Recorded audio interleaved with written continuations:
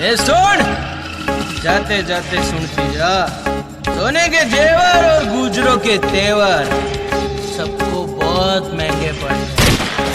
प्यार मैंने जान सुट बन गया।